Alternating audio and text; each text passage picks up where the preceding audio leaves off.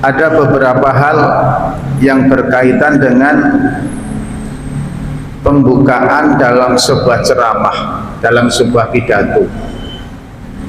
Jadi kalau aturan salam, ini yang pertama Bapak, salam itu qoblal kalam, ada hadisnya.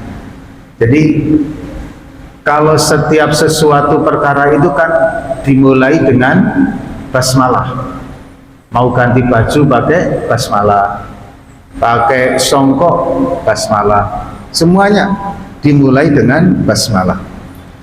Tapi kekhususan pada salam, ada hadis yang menyatakan salam qoblal kalam. Salam itu sebelum pembicaraan. Maka dari hadis ini ditambah lagi ada hadis tidak perlu dijawab salam yang didahului oleh kalam.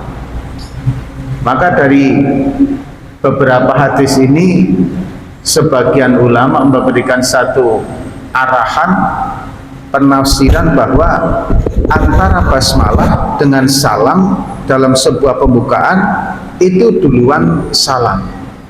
Jadi assalamualaikum dulu baru bismillah. Ini yang pertama.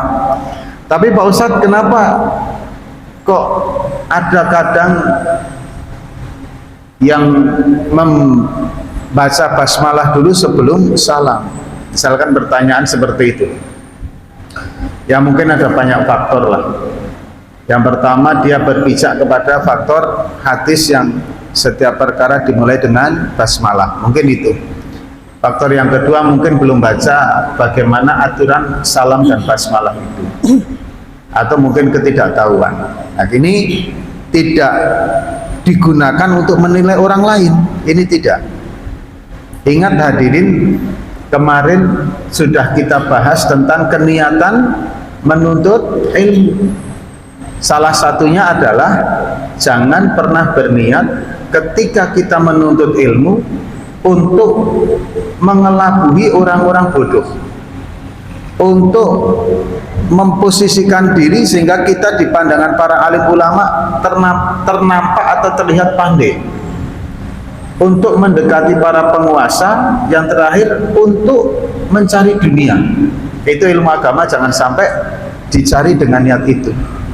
Makanya ilmu agama itu dipakai untuk diri, sehingga ketika kita mengetahui tentang aturan seperti itu, tidak kemudian digunakan untuk mengoreksi orang lain.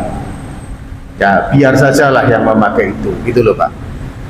Kemudian hadirin yang dirahmati oleh Allah, setelah membaca salam, ini kalau runtutan dari surat-surat Rasul, kemudian runtutan dalam berbagai macam kitab-kitab para alim ulama, itu pasti dimulai dengan satu basmalah. Setelah basmalah kemudian memuji kepada Allah, alhamdulillah. Makanya dalam khutbah runtutannya itu Pak, tapi basmalahnya tidak dipakai, aturannya khusus lagi Pak. Bahkan dikatakan batal jika khutbahnya didahului dengan basmalah. Nah ini Pak, beda lagi Pak. Yang kedua, setelah alhamdulillah pujian kepada Allah, sholawat. Terserah sholawatnya paling yang mau dipakai apa. Nah sholawat itu hadirin yang paling tinggi nilainya adalah sholawat yang memang ada dalil pleknya bacaan itu dari Rasulullah Shallallahu Alaihi Wasallam. Contohnya sholawat Ibrahimiyah yang kita baca pada saat at-tahiyat itu ada dalil hadisnya. Maka itu sholawat lebih utama itu dibaca daripada sholawat-sholawat karangan para alim ulama. Ini jangan sampai salah persepsi Pak ya. Semua sholawat itu kan ada dua bentuk. Satu sholawat ma'thurah, sholawat yang ada dalilnya. Yang kedua sholawat ghairu ma'thurah, sholawat yang tidak ada dalil hadisnya secara lafal itu. Secara lafal ya, bukan secara dalil sholawat, bukan, secara lafal. Ini dikarang oleh para alim ulama.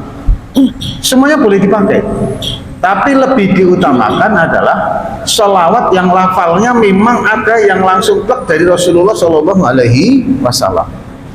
Sekalipun sholawat itu dalil hadisnya, kalimat itu dalil hadisnya doif, Pak, masih lebih utama yang doif daripada perkataan ulama, daripada susunan ulama, gitu loh ya.